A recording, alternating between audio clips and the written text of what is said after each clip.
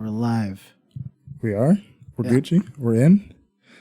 Hello, everybody, and welcome to the Don't Be Mad podcast, your weekly dose of the brothers kicking back, shooting the shit, and talking about summits.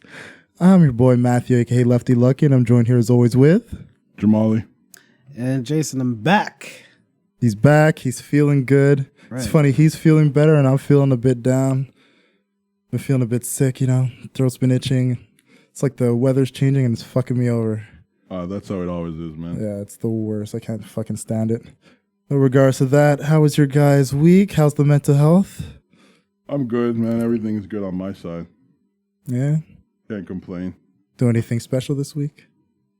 No, not really. No? That's unfortunate. What about you, Jason? Anything special happened this week? I'm good, man. Been looking for places to live, apartments and stuff like that with the girlfriend. Nice. I'm good. Can't complain. I feel much better, which is good. Feeling encouraged with the search? Yeah, there's a place that we saw just maybe was it yesterday? So we'll see where that goes. Nice, man. Nice. Well, I hope whatever you're looking for, you find. Yeah. And when you have that housewarming party, I'll be there. It's a nice place. If we're getting the place that we want, it's a really nice place. I will bring you a nice potted plant. No plants. Oh, come on. It's good. It's good to have nice natural oxygen created in your own home. That's what a Dyson air purifier is for. I don't want any plants in the place, man. I'll ask Christina if she wants a potted plant. She's the one that says that she doesn't want any plants. I will ask her. Well, you need myself. plants in your home. Why would you not want? I will ask her myself. Go ahead. Because we all know the woman is the one who decorates the home. All right. And makes it feel like a home.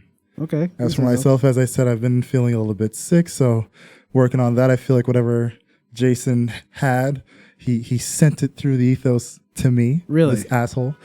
Really? Okay. Okay. Blame Jason for that. I'm joking. I didn't even see this guy while he was sick, so of course he... are we picking those horns up? No, I can't hear it. Jesus. Turn off your car alarm. Goddamn. But yeah, let's move it along. What's on the docket today, gents? Well, can we start a little bit with football? You want to start with football? Get the sad shit out. My team sucks. Your team sucks. sucks. There you Jason's team sucks. No, my team doesn't suck. All of your team sucks. Your team is 0-2? It doesn't matter. Your okay, team there we go. Is my your team agenda 0-2? is going strong. What's your You're 1-1? I'm at least 500. It's 2 weeks into the system. You know what I mean? Like 2 weeks into the season, you talk about I'm at least 500. Fuck out of here. Giants and Broncos are trash. That's all I can tell you. Hey, look, I told you guys my team was going to be trash. I knew it was going to happen. There was no surprises here.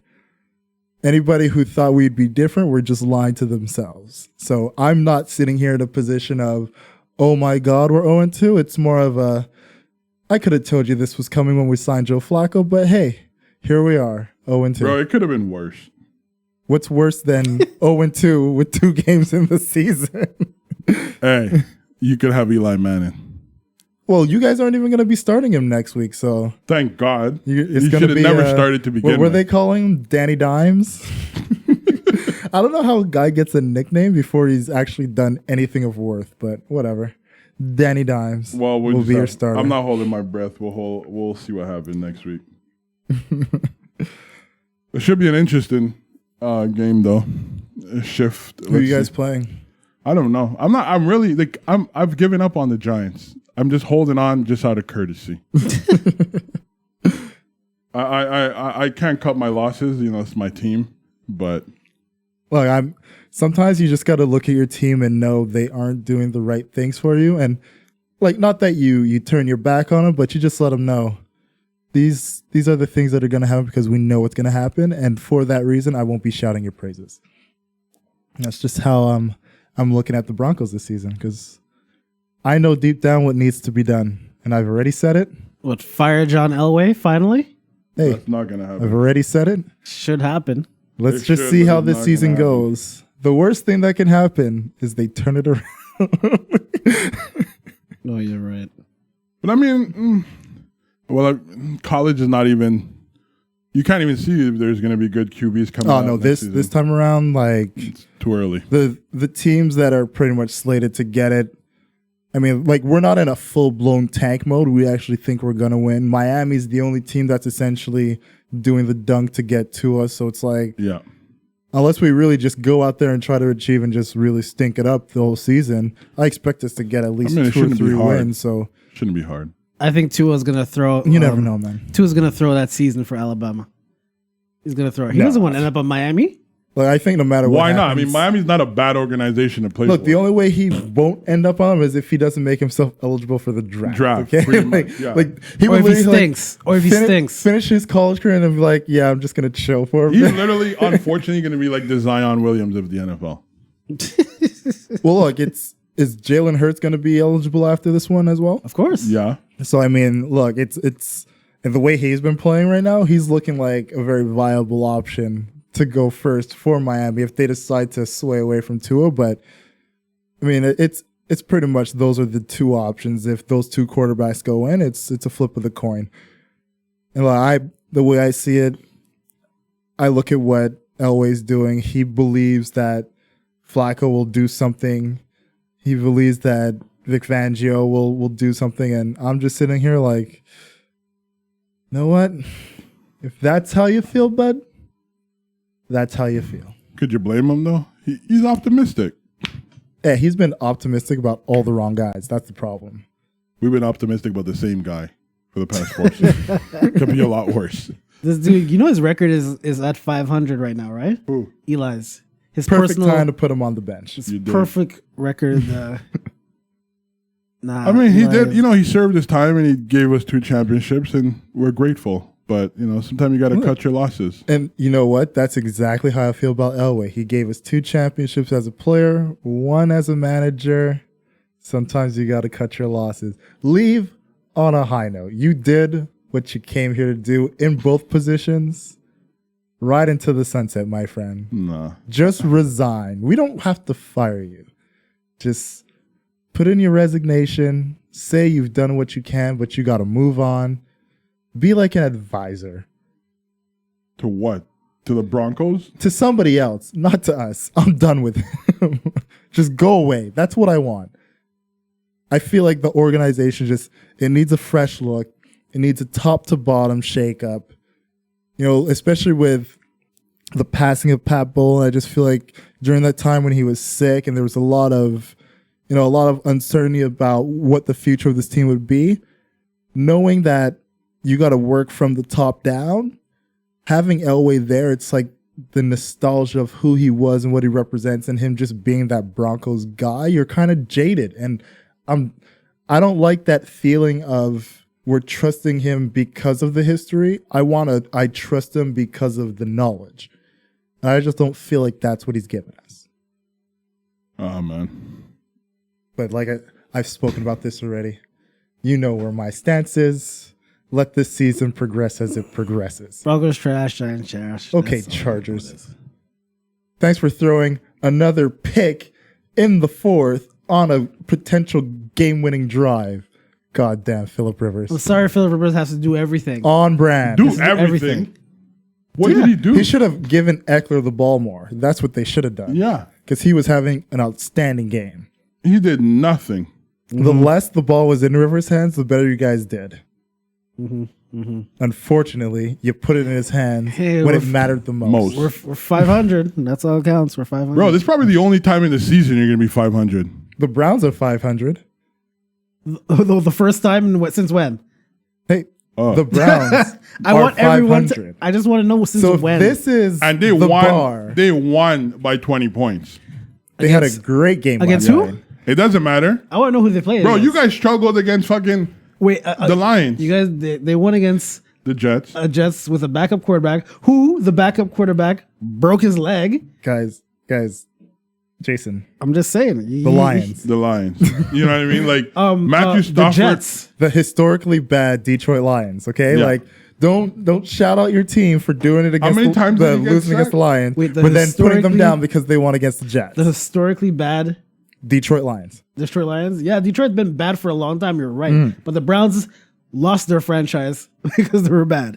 No, the Browns are 500, just like your Chargers. Yeah. And they might have beat a bad team, which they should do, if you're a good team, and if you're a good team, as you say the Chargers are, they should beat a team like the Lions. Congratulations. I don't understand Congratulations where to the bar Cleveland gets Browns. shifted here. How are the goalposts being moved for the Browns, but not for your Bro, team? everything Rivers does in Jason's eye is like the second coming. I'm just saying he hurt me in fantasy this week. I'm really pissed about that. All right, so let's congratulate the Cleveland Browns on finally getting to 500 in the past 20-something seasons. Okay. Hey, I'll congratulate them because they did it in convincing fashion. Yeah. Monday night game, the first one that they've had against the Jets since the very first Monday night game. Convincing fashion against the backup quarterback who broke his leg. Odell Beckham Jr. looked good. Their defense looked great. Baker Mayfield threw a couple picks. But you know what? You get the job done, man. I'm not going to kick them. They did what they had to do. They went out there and won the game. There you go. And they did it convincingly. All right. As they should have. Anything else in football we should...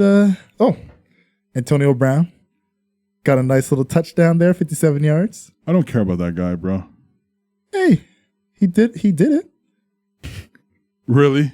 Against the Dolphins. Yes. Really? How the Dolphins even scored a touchdown this season? I think I don't know if they scored a touchdown. I think they got a field goal in the first game. They got a field goal, yeah. I think they said their accumulated points against are 92 points against them or something, like 90-something points against them in the two games. Christ. It's getting smacked around, man. Hey. Oh, another news. What's his face? Roethlisberger's out for the season. Yeah. I think he's going to be getting Tommy John surgery. Oh, he's then gone for a long he's pretty time. much out for the season. And He's probably next out. season. It's probably this is I look at it like that's career. yeah, it's done. just over the years, just knowing how he's been so back and forth with I'm going to retire, not retire. I think he's going to be done because you're looking at a surgery that honestly for football players, like for quarterbacks, it's not as bad as it is for pitchers because it's a lot less torque on your elbow in the throwing motion. But if he's already been in that position where he's been flirting with the idea of retirement, knowing not just the fact that you're out for this season, but after the surgery is done, the amount of rehabbing and recovery that's going to be coming with it, to then also relearn the mechanics of throwing the ball. Like I said, if you've been flirting with retirement, that might be it.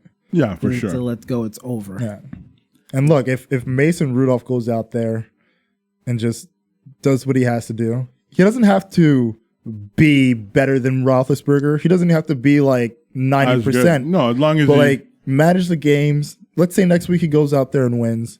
Following week, you take a loss, but it's a convincing, like you really went out there nail biter type of game. Right. And you just show enough that lets your Like team Flacco feel did. like we can move forward with you. We can actually like build with you as our quarterback and keep you in this system and eventually put you in a position where you take over this offense. I mean, why would you want to go back after that if you know the young guy is stepping up to the plate and doing the job? We'll see how that goes. Yep. All right. Anything else? Nope. No, man. Nothing else of worth? I'm just asking, man. Don't look at me like that. There's nothing. I can't ask a question. Fuck. Jesus. Nope. It's a wrap. My season ended before you even started, so it's okay. Hey, we're in the same boat, bud. Well, us three are in the same boat. No, you two. You two. Jason's just in denial. You two. Yeah, I think he's. I'll talk to you in January, bro. It's so sad when all of our teams suck. Well, at least I could admit it. Yeah. You could admit it after how many seasons? After 2 Super Bowl wins. Yes, guys. 2 rings. 2 rings. That's all Giants fans know. 2 rings. It's okay. Let's move on, please. 2 rings. Let's move on. I'm not going to talk rings. Yeah, You know what? I should add on to the stream deck. I'm gonna ask Tyler to do it. Every time Jamal brings up the his 2 rings, I just press a button. You realize you're going to be using that a lot for for yourself Kobe. when it's NBA season? Yes, please. Huh? You're going to use it a lot when you're talking about the Lakers. Thank Yeah, you. but Lakers championship wasn't flukes. I don't remember. I never seen Kobe Bryant shoot the ball and close his eyes and pray. Well, look, we're not here to talk about Kobe right now, unless we're going to talk about his 6th grade team and how we took a shot at a fucking 7-year-old. That's what you're supposed to do. Only win. Only win. She wanted to go to a dance recital. Come on, man. She wasn't committed. But the one thing I'll give Kobe credit for, he at the very least put out his own dance recital video talking about him growing up and when he did like the Ice Ice Baby dance. I'll give him that much.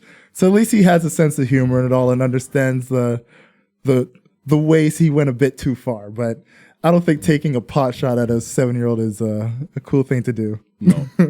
Even if it's Mamba mentality. Not manly. No, man. That's the epitome. Mama mentality. It's Like all a it is 7-year-old girl wanted to go to her dance recital instead of yeah. a practice, and You play for Kobe. You play for Kobe team. You know what to expect. Come on, man. Come on. You know what to expect. Come on. There aren't a lot of 7-year-old girls, especially if they have the option of go play basketball or do your dance recital. There you go. I mean, come on. If she's more into dance than she is to basketball, she's gonna go to dance. You go where your passion is. You gonna shit on her because she went to where her passion is and it doesn't align with yours? You gotta respect it. It's pretty selfish. It is quite selfish. Yeah, but I mean, it's a caricature we already knew he had. That's why he has chips. Yeah, he was given. Let's not argue that. Anyways, what else? What's there? What's next to talk about, Jason? I don't know. You had what's going on. Jamal is afraid to talk. I know, afraid to talk. It's the story you want to talk about, but you don't want to introduce Jason it. clearly said he was getting. No. You introduced the story to us. I think you should introduce I simply asked to the people. I simply asked, did you guys watch the Revolt Summit? No, I did not. And see you the guys Revolt said no. Summit. So it's clearly. So what better way to inform us about the Revolt Summit than for you to tell us what happened in it? Well, we saw what happened. Anyways, I saw a 7-minute clip of an hour and a half long. I understand you're sick and you're emotional, so I'll do it. I am quite emotional. Thank you for understanding. You know, your estrogen levels are extremely high. They are higher than usual. You were absolutely right. Yeah. Anyways, the It's your Revolt. pink shirt. It's bringing them out. Whatever you say, bro. You're acting very colorful today. Like my shirt. I'm not going to comment on anything. All right, let me introduce it because you guys are simply too crazy. To Thank you, Jason, understand. for taking the So, lead. what we're talking about today is the Revolt Summit that had essentially, Killer Mike and a whole bunch of artists and people within the Black community.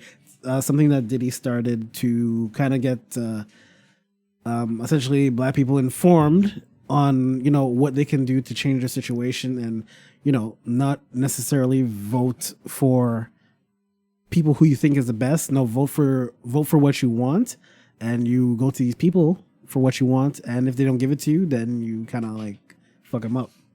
Not like fuck them up, like fight them, but like don't don't follow the same old drum Status beats, quo. the same status quo, the same tropes, everything that you've been following. And but Jamal, you know the details to it, so go into more depth for it.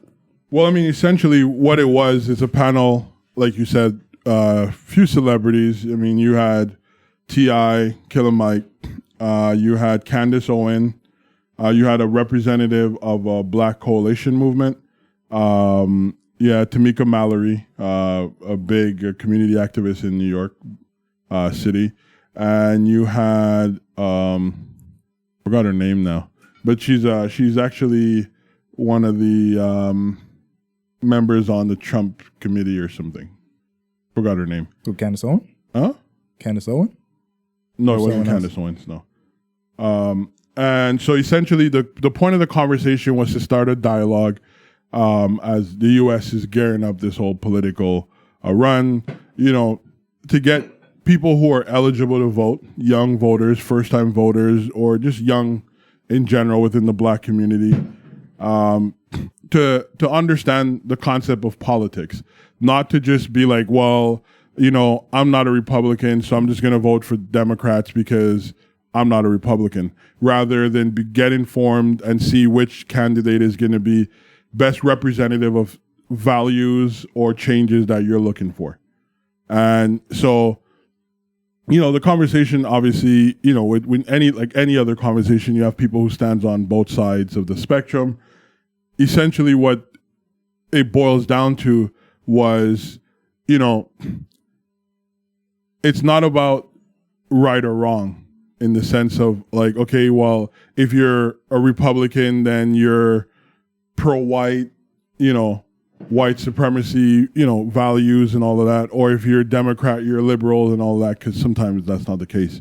So it essentially was to have a platform that people could tune into to be educated and enlightened, essentially, and to help shape whether they're the way they see these things, and potentially make the best decision for the next 4 years. As Trump being there was probably a heartache for a lot of people. Not really, but No, I look at it like, even taking it from our standpoint, us in Canada, how we're probably a bit more fortunate to have more parties to choose from, giving us a little bit more flexibility and options towards the things that we feel are better for us and our community, our families, and even ourselves, Because when you look at the U.S., it's usually the red, the blue, or the independent, as compared to us, where at minimum you have at least 4 parties you could choose from.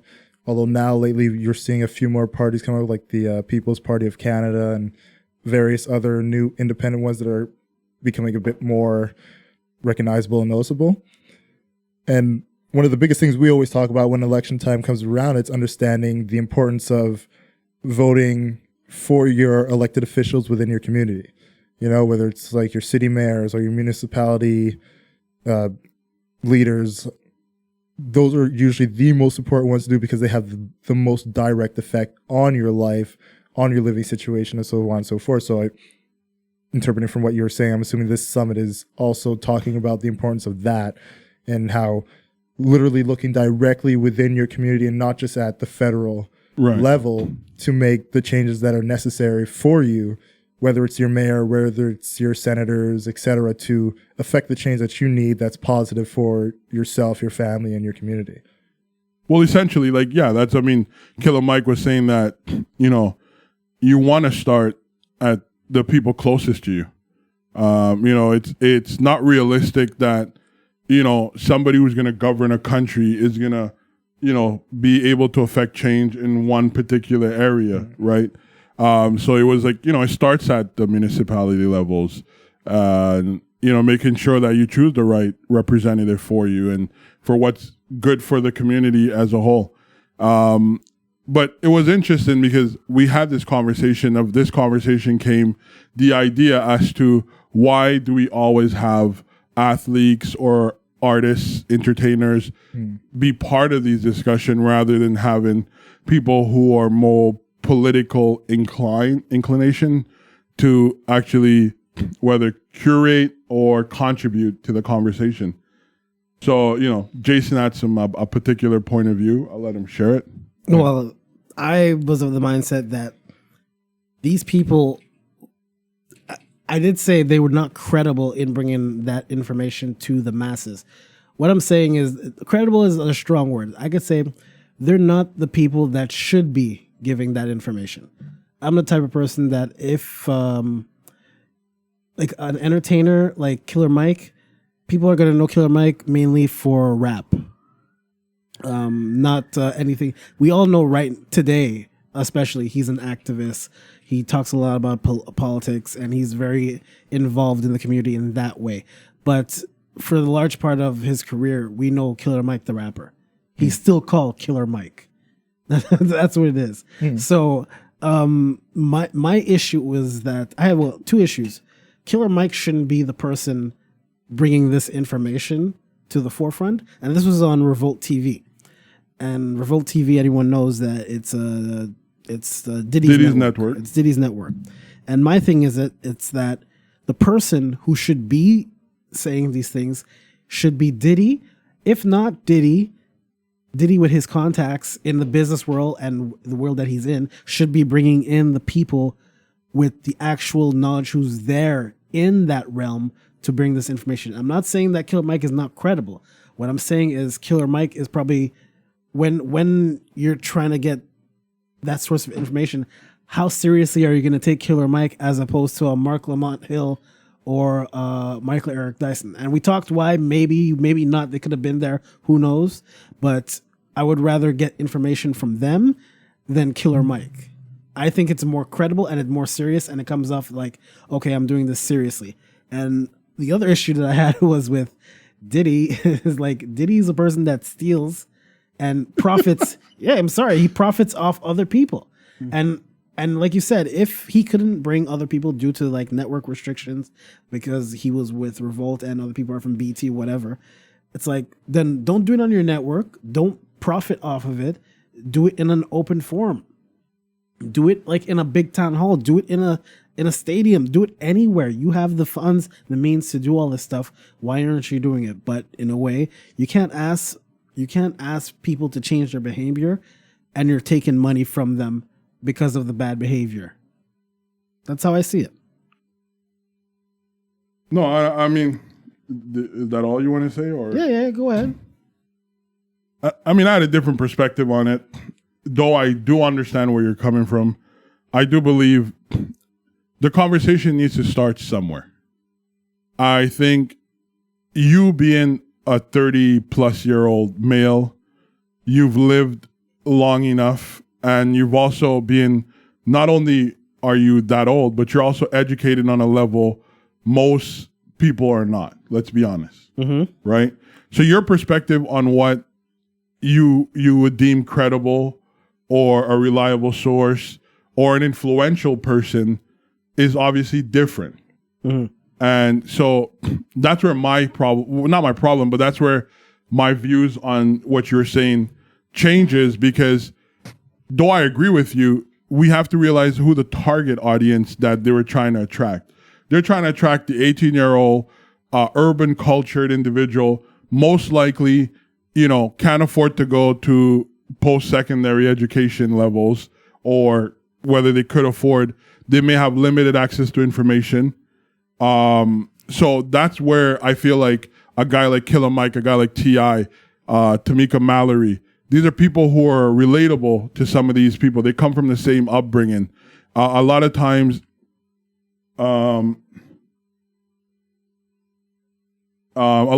these guys are people they could reach out to in the community. Maybe not so much so T.I., but I think every person aspires, especially within the Black community, we aspire to be athletes of some sort or entertainers of some sort. Very few, like if growing up, and I'm sure we all, I want to be a doctor, I want to be this, but at some point, and where we invest most of our energy is in those forms of whether sports or entertainment. Very few people really set out to be like, I want to be a lawyer, and they buckle down and they follow, a Black lawyer, or they reach out or stuff like that. So it's about relatability and having the conversation in a forum that is welcoming, because a lot of these guys are not going to, if it was a formal thing, how many people would have tuned in? People don't even tune in to just regular debates they have on CNN.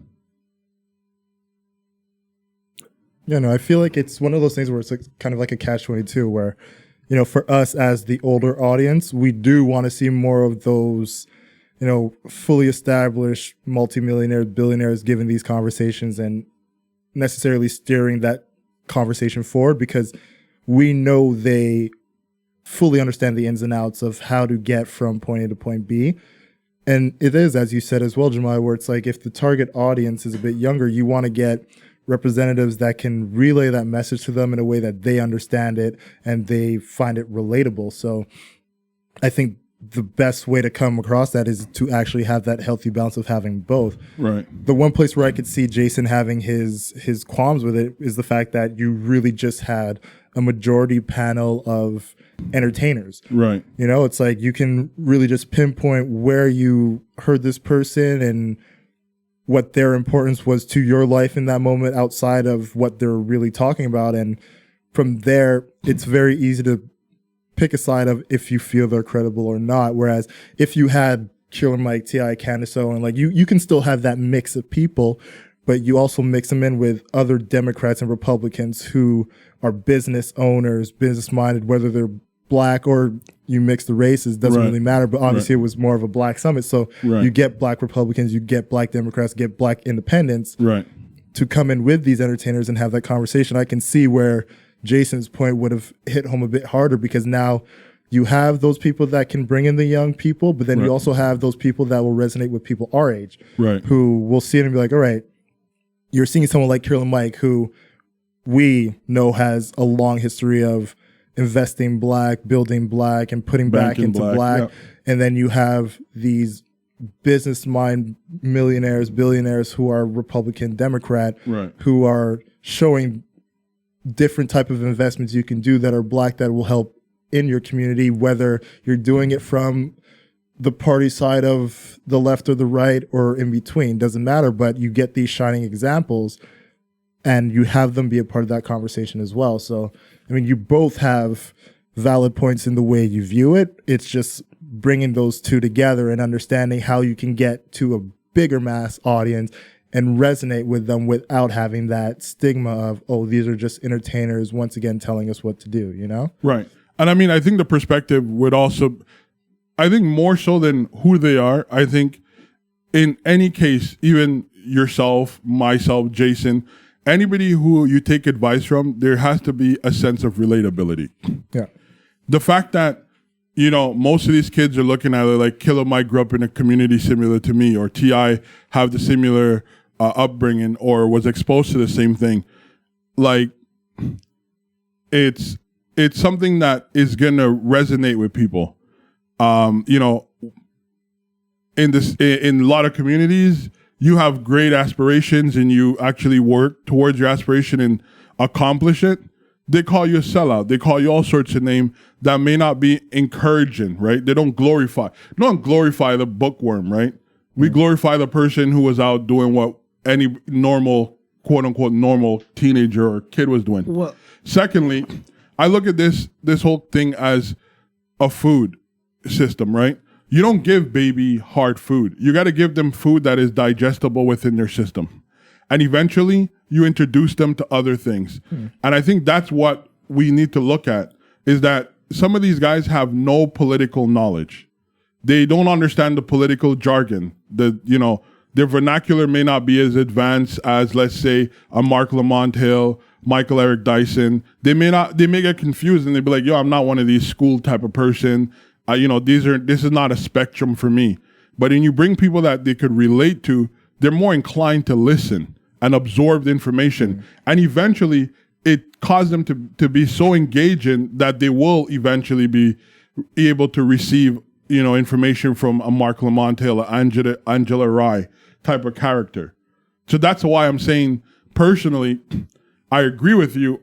Where I'm at personally in life, obviously Killer Mike is saying a lot of things that I've already heard. And he still put me up on game, like, oh shit, I didn't know this. But obviously I'm able to digest information from a plethora of people. But for a lot of people who are new to the electoral or political sphere, they're probably most likely not, they're going to be, it's a deterrent when you don't understand the jargon and concept and so forth. And it's not given to you in a language that you could receive. Well, this is my thing. When you said that, in terms of like when you see a person when they get educated or they're a bookworm, that they're called a sellout or anything like that. I don't think that's necessarily true. I think what's true is that the people who do get educated and the ones that do, get a good education, go to good school, learn everything, but then forget where they come from. So they'll get that education and leave, regardless of if it's a bad situation you come up in or a good situation, whatever. They'll get that education and they'll leave, and they'll disassociate themselves from you. And that's where I think when people call them a sell and everything like that I comprehend. Because I've never seen, I don't really recall, and mind you, this is in Canada and where we are. I haven't really seen people like us go to school and say, "Oh, you're a sellout. You learn books and you learn to become a doctor. You're a sellout." Like we don't see that. Here we don't see that. But bro, there's people who at my age, when I was 18, 17, 18, even up to 21, if you were a weirdo if you weren't partying, that back in our college days, if someone wasn't as outgoing, they weren't necessarily part of the in crowd. Right? And even True. at our age right now, there's a lot of people that we went to school with in high school that essentially you pull yourself away from for whatever virtue, right? You tend to give yourself that distance. Not to say that they're bad influence or they're not worthy, but in life you end up following path with people who are going the same path as you. No, but what I'm saying now, I'm not saying like completely like. I'm not saying to the point where, you slowly move away from them. I'm saying completely cut them off, walk them in the middle of the street and walk past them and not know who they are when you fully know who they are. Jason, I'm sure there's people right now that I refuse to name just out of respect that we went to high school with, that you would pass in the street, and if they didn't recognize you, and even if you recognize them, you would not stop to inquire as to how they're doing. But I wouldn't go to everyone and ask them how they're doing. I would know who they are. But that's essentially what you're saying. No, right? But what I'm saying is I'm not gonna go out of my way not to know who. Like, if you come to me, like say if we haven't seen each other since high school, and you came to me and I'm like, I don't know who you are. I don't want to hang with you, or I don't want to be. I'm not. Jason, there's people from high school that that lives in the same community we live in that you don't choose to hang out with. Even if they wanted to hang out with you. I don't choose to hang out with them, but if they talk to me or I go talk to them, if I see them here and there, I'm not gonna like, oh, that person there, I'm gonna go this way. But what I'm saying is that you have a certain perspective on these individuals. You would probably see them in a certain light, like, yo, these guys ain't about what I'm about, so why am I even wasting my conversation with these guys? Yeah, we've had conversations about this. Yeah, we have. So the idea to think that, what I'm saying is, when you're a certain age, especially in America, the way their school system is set up, you don't leave high school until you're like 18. Yeah. And then you're able to vote at that point as well. So you think of a 24-year-old male or female who grew up in a certain environment, was able to step out of their community and go, out of state for college, university, might have acquired some sort of academic success. They're not talking to their 8th grade buddy whose mom was impoverished, who couldn't afford to give him that opportunity. They may only see him on Thanksgiving when they go back to the hood if their family still live there. That's essentially the point I'm trying to make. I'm not trying to say you're not slowly.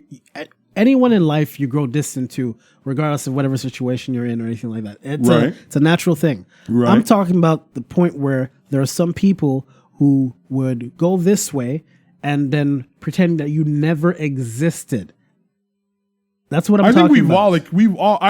I'm not singling you out, but I think we've all have individuals in our life that we literally just say, yo, this person, whether choice of word, whether this person's dead to me, or you would see them. I know this, I'm not gonna hide it. I'm gonna be very honest with you guys.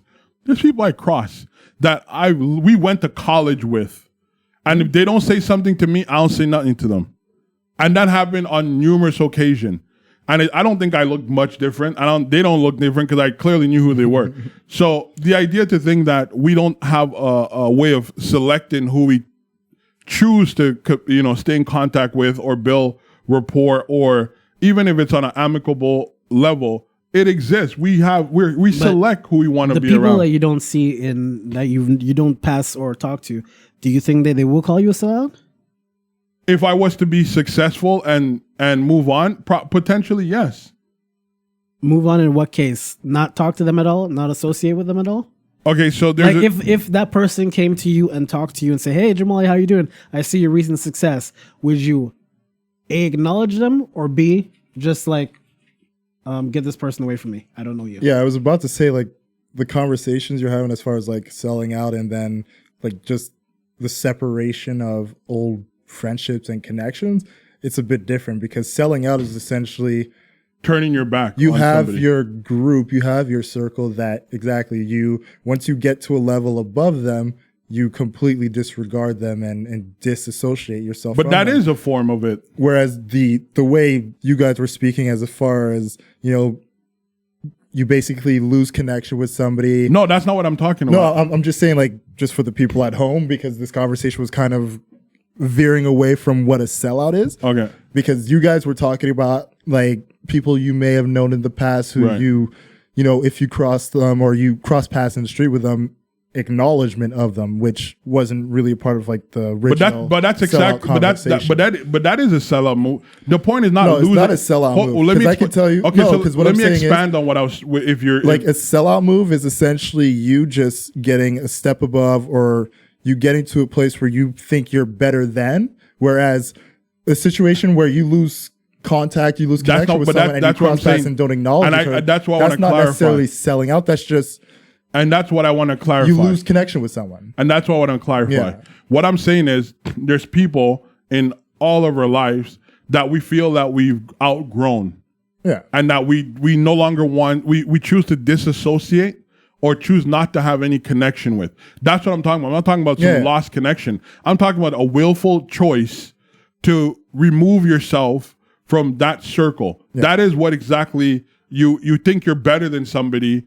So you no, and that's what I want to clarify, because if I disassociate myself with someone, I don't necessarily think I'm better than them. I just think you do in some capacity. No. I just feel like our lives are going in two different directions. That doesn't make me feel like I'm better than. So anyone. You're thinking two people whose life is going in two different directions cannot retain some sort of a friendship. If we lose connection, we lose connection. But I wouldn't see that as me feeling like I'm better than you in any way, shape, or form.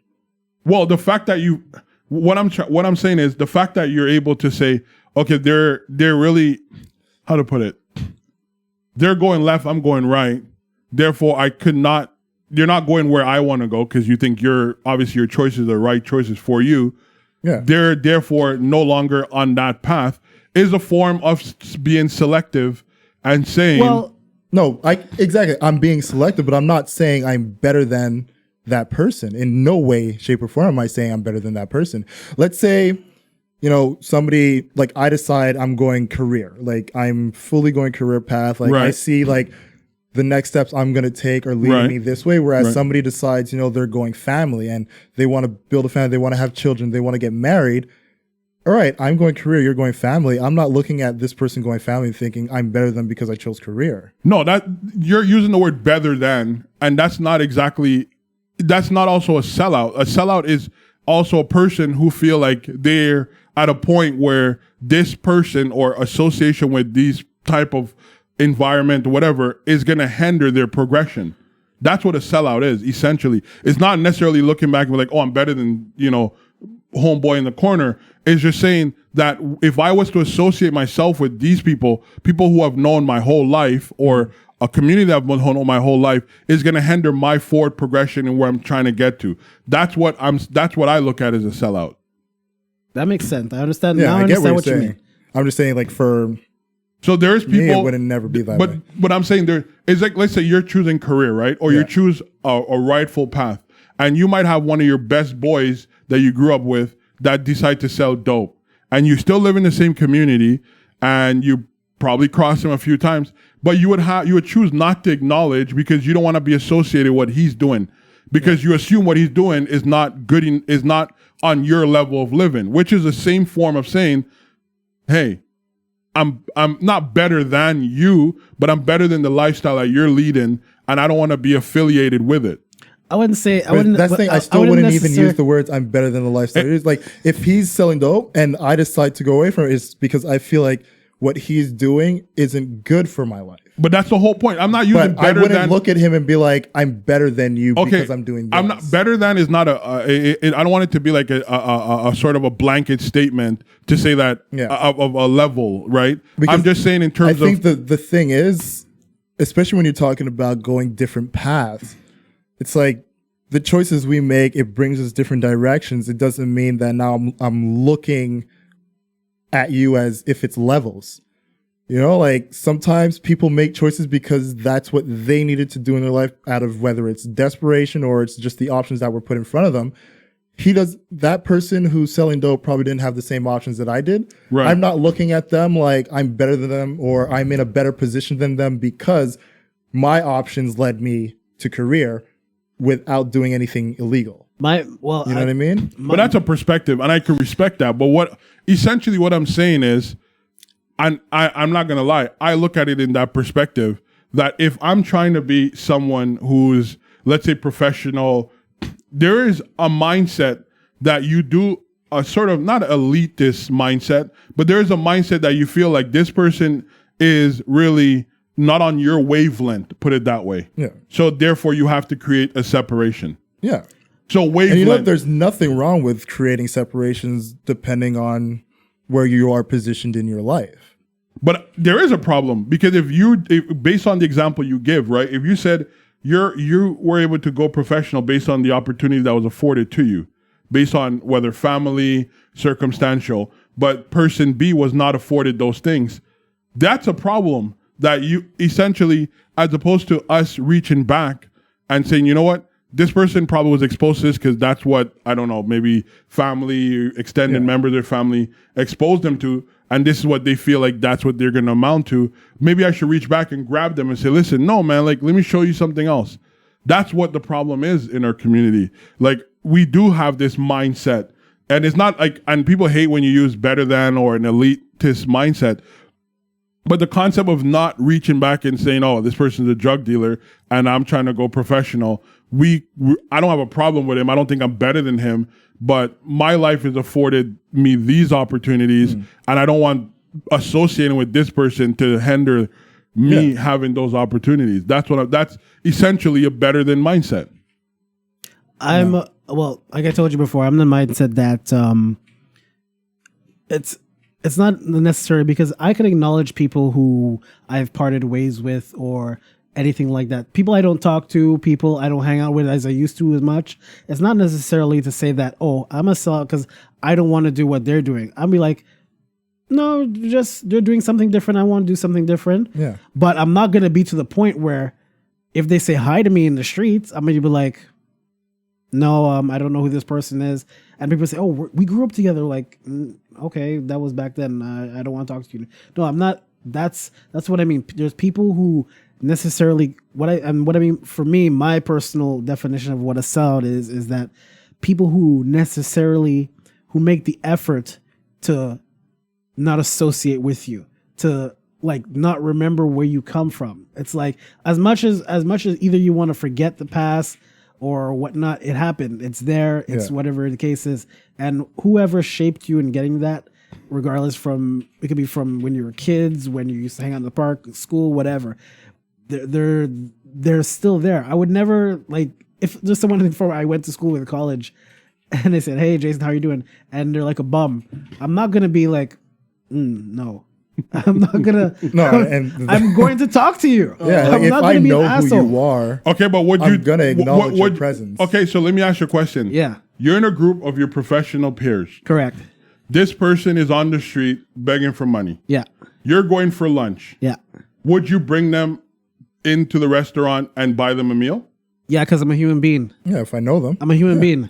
I'm not gonna. If I see someone that I know that's struggling, I am going to help them before anything my work has to, because I have the job. It's me to lose it. I respect that. And now, if I'm and listen, let me say this. Okay. If I'm at lunch and my coworkers are gonna judge me for what I do on lunch as my professional work, they have the problem and I don't.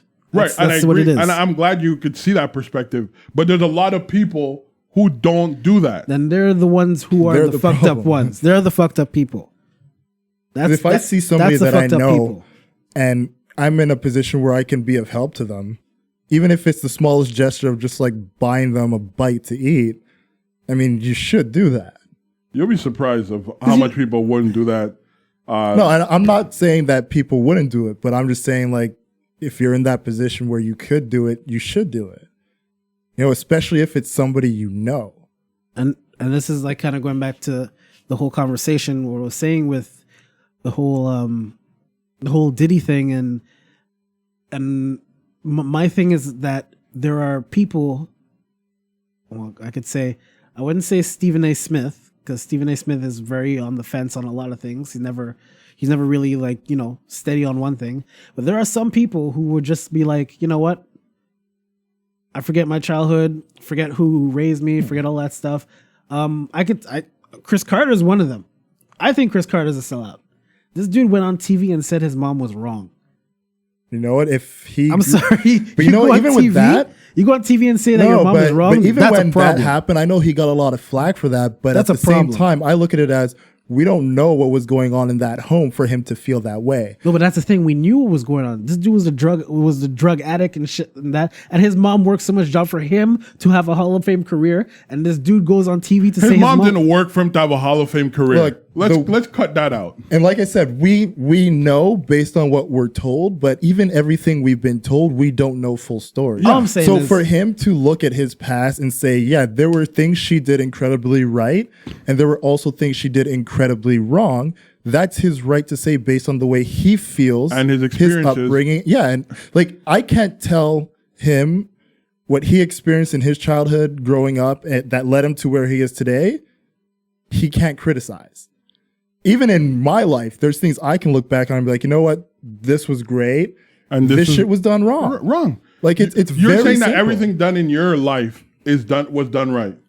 no, what I'm saying is it's not for his business to go say on TV that your mom was wrong.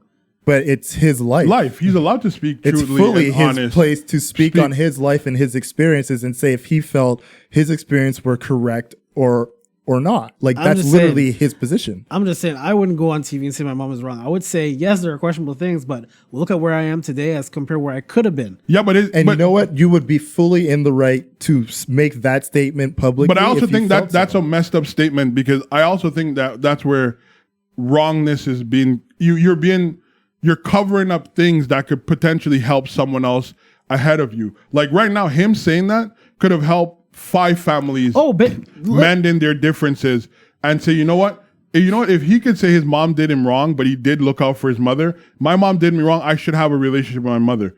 It could have helped a lot of people. What I'm saying is I don't mind him talking about his experience growing up or anything like that, but you don't have to put it in a negative connotation. How else are you supposed to put it? Well, I don't remember. I can't remember the conversation. I think it was when Adrian Peterson hit his kid or something like that. About that. I think it was in regards to that. I'm like, all right, I could understand you bringing like your perspective and everything like that, but I've heard this dude talk more negatively about his mom than positively. Bro, let's not lie. And if he had a bad experience growing up with his mom, bro, let's not lie. Why would he speak good about it? Let's not lie. I can speak on immigrants. As immigrant children, a lot of us got dealt with out of the frustration our parents were going through in that moment. Not because they wanted to discipline us correctly. A lot of times they're dealing with so much other shit, and we might have just done something that was the straw that broke the camel's back. And they exploded on us, or they did something, harsher punishment, because they're going through situational stuff. Mm-hmm. So to say that they were perfect parents or whatnot, he's completely right in saying that. He's completely right in saying, I think you have a duty to be true to yourself beyond anything else. And I think it will be hypocritical for him to sit there and pretend that his childhood was so much more than what it was. And maybe even he said he had a bad childhood. Maybe his bad childhood drove him to be as great as he is. Maybe if he had a better childhood, he would have been lackadaisical towards football and probably just been a guy who worked at Home Depot. I mean, at the end of the day, you got to acknowledge and understand that parenting in itself, there is no 100% accurate way to do it. Every parent goes into it knowing that at a certain point, you're going to do things that are perfect and they're going to do things that are the mistakes that you learn going forward. So for him to be able to have that conversation about his parent and say, look, and I remember that conversation specifically where he said there were things she did amazing, then there were things where she was absolutely wrong. That's parenting. Like there's no way for any parent to avoid doing things right and not making mistakes. It's just impossible because as you're going along, for most parents in it all, even if they have like their parents there to help them or they have any other guardians that can be influential towards how they go forward with their children, there's going to be moments where you think you're doing the right thing and in the end it's detrimental to your child. It's just unavoidable. Right. And I'm sure from generation to generation, I'm sure the way my mom was with me was probably different than how her mother was with her, and different than how my great grandmother with my grandmother, and it's going to be probably different the way that I treat my children versus how my mom treated me. Listen, this is my issue where I'm saying I can't say that. Why I have an issue when he's saying this is wrong, and especially you bring in the whole immigrant stuff. Like our parents come from the Caribbean. Right. I'm never gonna say that my mom was wrong. I'm gonna say my mom grew up in a different circumstances, and she understands the circumstances which she grew up with, and she's dealing with it here. We're not Caribbean. We're not. Kids I think from the that's problematic. Actually, No, but we're not kids from the Caribbean. We're kids that's in North America. Most of our experience are in North America. So what our parents know is not what we're growing up with. They grew up with what they knew from generations because their grandparents has been there, great grandparents. We're the first generations that are new here, and we're in North America. It's completely different, and this is what a lot of people don't understand. And this goes into the conversation that a lot of people have. People. So say, you're saying the fact that they grew up in the Caribbean automatically takes away their wrongdoings because it's normal in the Caribbean culture? it doesn't take away any wrongdoings, but it's what they know. It's So- just so let me ask you a question. it's just like doctors. It's just like doctors back in the 1900s, 1800s. It's not that they were stupid or the wrong they were doing. No, they were ignorant to the stuff because it's what they had. So let me ask you a question. A couple years ago here in Montreal, Yeah. we had that Islamic family where the dad and the brother drowned the girls because they were living more of a North American life. In their culture, that shit is normal. You're going to say that is Well, I something... don't think it's normal to drown people. Bro, it's normal to kill your daughters when they You're right. disobey you, Technically, fuck. they should have stoned her based on. Yeah, so you can't use these statements to accommodate because you want to sound a certain way. That's completely false. Like, you can't do that because if that's the case, we'll have to excuse everybody's doing. Because everybody's gonna be like, listen, hey, back home, that's how we handle it. She dated a guy that's not of her culture, we stoned them. Oh, what do you can't say that. You can't say your mom had a different experience. At the end of the day, our parents chose to come here and have children. There's a certain culture that they have to adapt to. It's just the way life works. You get what I'm saying? All right. I just I think don't even know how we got here. I neither do. I'm trying to think. I'm like, wait. no, This but guy's it like goes. Chris Carter. No, it goes. No, it's not just Chris Carter. It's the whole. It Because goes you said into Chris Carter. Chris Carter, yeah. No, because it goes into that. What I'm saying is, it's that it's not just like in regards to Chris Carter. His route of what he did, and this is the whole thing with the Hall of Fame thing. This is why I said he was a sell. It's like you don't go on TV and say these kind of things, but look at where you are right now and look at the struggle you had to get there. Because I never heard Chris Carter personally talk about his struggles. Everyone else around him talk about his struggles, and he always stays away from it. But Because maybe it's a painful place for him to bring himself to. hey, I've heard Chris Carter talk shit about a lot of people, but you don't want to listen about yourself. That's a problem. A lot of us are like that. That's a problem.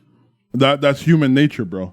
And it's It's like a lot easier to look at other people's struggles than to look at your own. Your own, yeah. And to be true about your own struggles. hey, all I'm saying is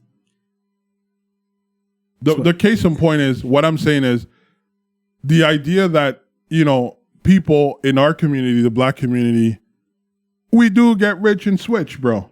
We do. And so it's good to see people like Diddy, Killer Mike, reach back to these people who might feel forgotten, ignored, to reach back and try to have a dialogue with them on the level that they could comprehend and participate. I think that's necessary, and that is the starting point of any... oh no, you're right. Well, I'm saying good you're right what relationship. you're saying. Everything is it's a good start for what they're doing. I'm never gonna say that what they're doing is wrong because it's a start.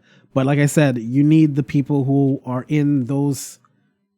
Get like someone who's like a black political teacher, a black like I said, Mark. Oh, I agree with you on that. but who But at the said- same time, don't lose the message for the messenger. Like the message itself is still quite clear, quite understandable, and if that's the jumping point to get you to those leaders, then there's nothing wrong with that in itself as well. Sometimes you just need that initial conversation, as Jamali said before, to get it into the minds of people, to get them to do a bit more research, to get them to the right path. So then, now that you know that you have their attention, you can lead them to where their attention can turn to action. I mean, when you look at like Mark Lamont Hill, Angela Rye, Candace Owen, what's the other one there? The one who was the waitress. You know what I'm talking Anastasia. about. Cortez. Yeah. Oh, All forget these, him as, all AOC. these other, yeah. what do you call it? There's AOC. AOC. Anastasia Ortiz, Cortez. You know, there's a lot of people that could be on these panels. It would have been beautiful if he could have gotten some Republican, like the black. Is he running Republican? The one from Jersey. I don't even know. No, he's running Democrat. Democrat. I'm sure if he could have had like a plethora of those guys on that panel and have a panel like Killer Mike ask them questions as to how they plan on improving the experience of being black in America, that would have been, I think, would be ideal. Is it something that cannot be done? Of course. But I'm sure you have to build. You can't just start out at the top when you're building a house. No, for sure. You got to start at the foundation. For sure. And most black people who experience these type of problems are the people who are disenfranchised. They're the ones who, like I was looking at a statistic the other day, I think like 23% of some black children are illiterate. You know how crazy that is in 2019? We're talking a bunch of shit. And there's people our age who can't read and write. They can't recognize their own name if you put it in front of them. Like, these are the important things. It's not about Diddy and it's not about Diddy robbing people, because shit, we get robbed every day and we just roll over and take it. Well, what I'm saying is like, Damn taxes. You feel me? what I'm saying for Diddy is like, Let's put some final thoughts on this. Final thoughts of this is that I understand what they're doing, and then I applaud what they're doing.